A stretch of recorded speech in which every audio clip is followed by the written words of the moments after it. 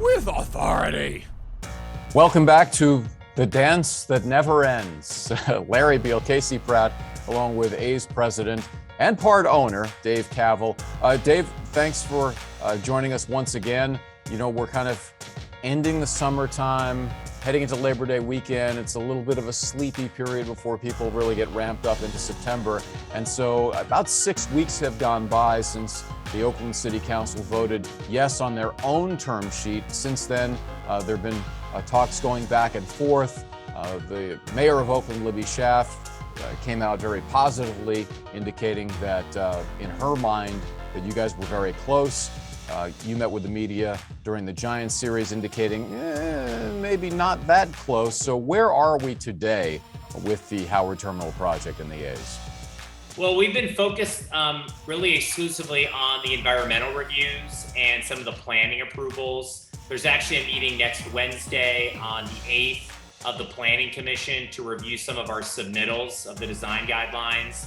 And, you know, on some level, we're just waiting to hear from the county in terms of whether or not they're going to participate on the economic side before we really re-engage the city in that area. So that's been the order of operation. You know, we're still very hopeful to make progress. You know, we are running out of time. You know, we really are up against it with our lease expiring in 2024 and the current status of the Coliseum, but we continue to move forward with as much energy as we can. I want to swing it back to 720 because last time we really had a chance to sit down with you was right after the affirmative vote, and that was on their own term sheet, not your term sheet, of course. And there were new amendments that were disclosed to you during the meeting that you hadn't seen before. So when we talked, you really needed some time to kind of go over everything. There has been time since then now. So what are your impressions of the terms as we stand now with the new amendments and everything that you were presented on July 20th?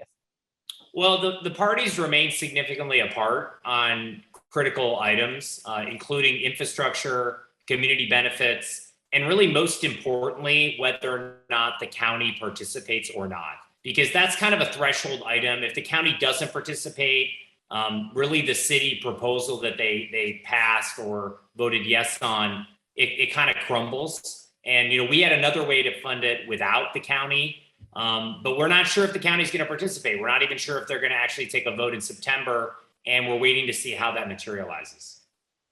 Now, I probably have a million different ways I could go with this, but I'll start with just drilling down kind of on the unresolved items, so to speak. I mean, we're talking to Mayor Schaaf. She comes on every week. So, you know, she was saying a lot of that's kind of the specifics around the affordable housing, how to fund the community fund. In your mind, what are the key unresolved items at the moment? Well, like I said, the offsite infrastructure is still something that even though, you know, there was movement towards the city handling that, we need to see how that's done. We need to ensure that the A's aren't going to be an intermediary and actually put our balance sheet at risk for that. So that's an unknown item that we're trying to get through. And then really on the community benefits and understanding really some of the additional asks of the city council are quite extensive. And there isn't really enough specificity around affordable housing to ensure exactly what is being asked of the A's. And that's going to need to be worked through between now and whenever we have a final vote, hopefully in the fall. With respect to Alameda County, this really feels to me like a chicken and egg situation because they're saying, hey, well, first of all, they only have, I think, one meeting scheduled in September, and we're not even sure if that's going to happen. So that may get pushed. But in any case, they're saying we need more details before we can even sit down to vote because we don't even know what we're voting on. And that throws it back to you and the city to hash things out. And you're saying, well, we need to know if the county's going to participate. So we have this endless wheel going around and around here. How does that get resolved? Well, you know, we're hopeful that the county decides to opt in to the city's proposal. You know, I think the fact that the city made a proposal to us and signed or, you know, passed a term sheet that relied on the county without the county explicitly, you know, endorsing it kind of created a weird situation. And it's going to maybe take some time to get the county on board. We're helping the city through that process and educating all the key folks. We've had tours down at Howard Terminal for county supervisors and county staff to see the project and learn more from ourselves and also from the city. But at the end of the day, it's their public policy decision, and we're waiting to hear which direction they come down on it. But the issue for the county, in terms of Alameda County, as Casey and I have gone over and over and over all of this, all the county has to do is just hold their hands out and wait for the money to drop from the sky if this project ever happens, because they don't have to front any money. They don't have to do much of anything except say, go get them, guys, and figure out how much they would kick back in terms of reimbursing you guys on the back end. Is that a correct characterization of what the county's role would be in this? Yes, it is. And that's why we're hopeful that they opt in, because it's a pretty easy yes. So we're waiting to hear back, and we're hopeful they take a vote in September. If I could jump in and play the role of the county, I would say yes to waiting for the money to drop from the sky. If you want to cut me in on that, you got a yes for me right now. So I know you said you've been taking some of the Board of Supervisors members down to the site. I know there is support amongst them, and I know that they say they probably aren't going to vote in September, but as Larry mentioned, there wasn't even a meeting scheduled that hadn't been canceled except for September 28th. They're probably still waiting on some key information. But I mean, how quickly are you looking for a resolution for this? Because, you know, when we talked to them, when we watched that hearing in June, it was a hard stance. We don't like being in the pro sports business, but if the numbers work out, we're on board is what they're saying. So, you know, at what point do you feel like they're going to have all the information? Granted, I know that's coming from the city, not you, but what are your impressions just from your conversations with them?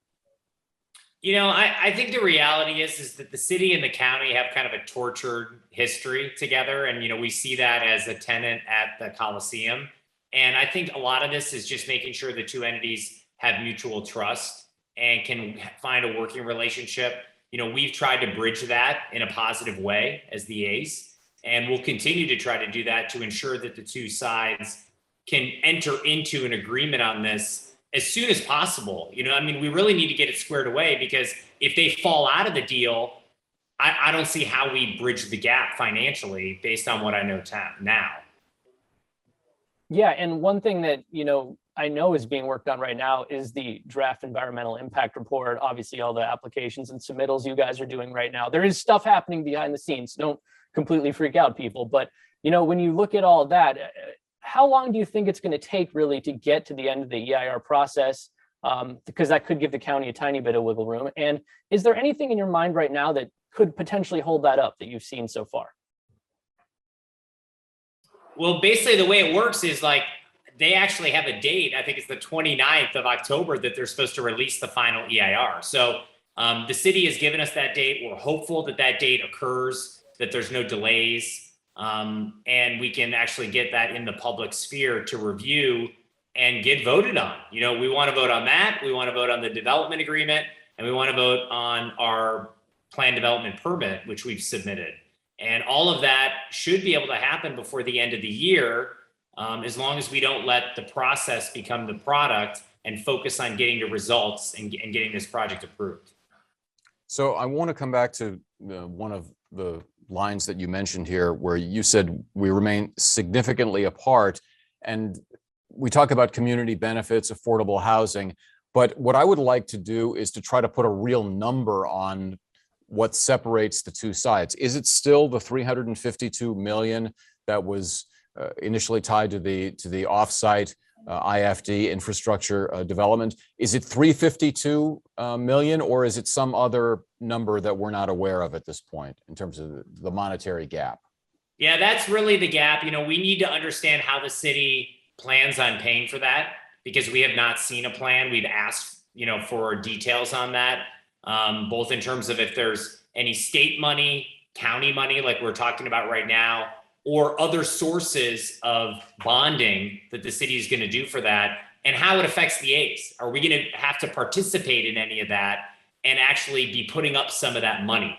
It's easy to say in a non-binding term sheet that they're going to handle it, but at the end of the day, we're going to go for a binding agreement in the fall, and we need to understand who's paying for everything. So that's really a critical component. Okay, but it is $352 million, yes, and figuring out how to make that work. And that's a large number. I mean, it's a huge number in the scheme of the project, and something that needs to get figured out. And And we're here working with the city to try to sort it out, but there are multiple sources to solve it that still have not been figured out, like the county, like the state, like some of these other aspects. Yeah, I was just going to mention that the 352 million is obviously something they were very expressly clear in the amendments that you will not have to deal with. They're going to have to come up with creative ways to get that paid for. But there are regional measures, there are state funds, and heck, we're seeing the term infrastructure being thrown around a whole lot these days in the government. So it looks like they're going to be able to figure that out. What you're saying is you just need a more like clear-cut path to that resolution. Yeah, and actually, if you read what they passed, it actually says if they can't figure it out, it reverts to the developer, which is us. So it's not totally figured out yet and baked. And we appreciate their willingness to take the lead on that. But now it's got to get solved, and it's got to get solved in a timeline that makes sense for the project, because we can't just wait for 2 or 3 years to see if that materializes. Yeah, I'm sorry to laugh. It just reminded me of a project that I'm enduring right now with a particular home builder, and sounds a lot like his terms as well. Yeah, I don't know. You figure it out. Yeah, you do it. Yeah.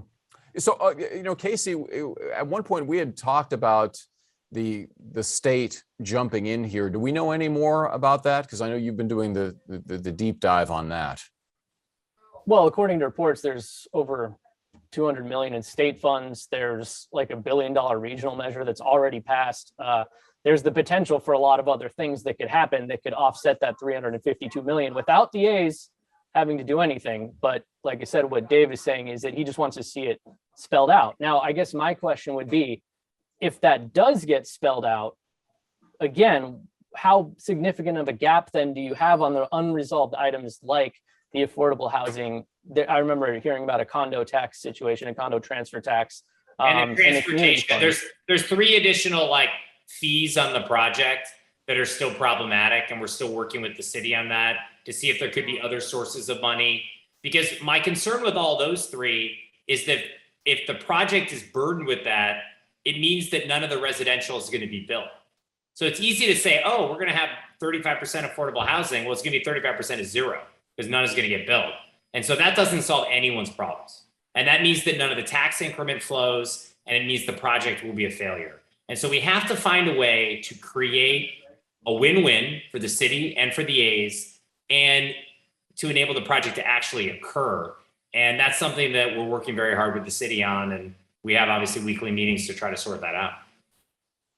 Now, we have other people that can handle the Vegas parallel path, so we don't really need to get into that. But as far as your meetings with Oakland officials, I know Libby said that you talked to her 2 days ago. Are you in frequent communication? Are you meeting? Are you getting to the table and discussing these things currently? Or is that something that'll happen down the road a little bit? No, we are, but we've been a little more focused on the environmental review, on the planning approvals, and the ball is a little more in the city's court on the actual economic deal, just because we're waiting on the county, and they know where we stand. Like, we've been crystal clear, like where we're willing to get to, and there's still a gap. And so I think the city is trying to look at ways on their side to bridge that. We've made a tremendous amount of concessions from our original offer already, and we just have to get this project to a place where it can actually work and actually get built.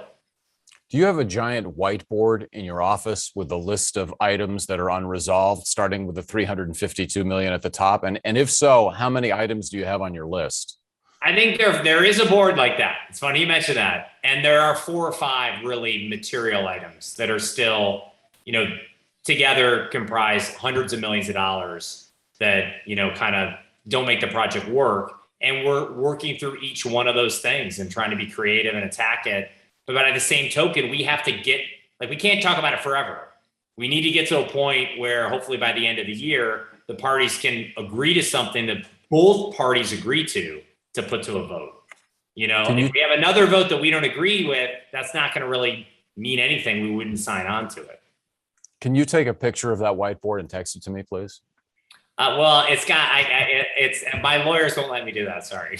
Oh, it's just between us, Dave. We've been doing this for how long? I don't know. It's Alondra, who's our general counsel. I don't think she'd approve of that. So this is real estate negotiations between the city and us. So that kind of stuff is private. So, Dave, as soon as you put the lawyers in between us, it could just go sideways. It would just. what can I say? What can I say?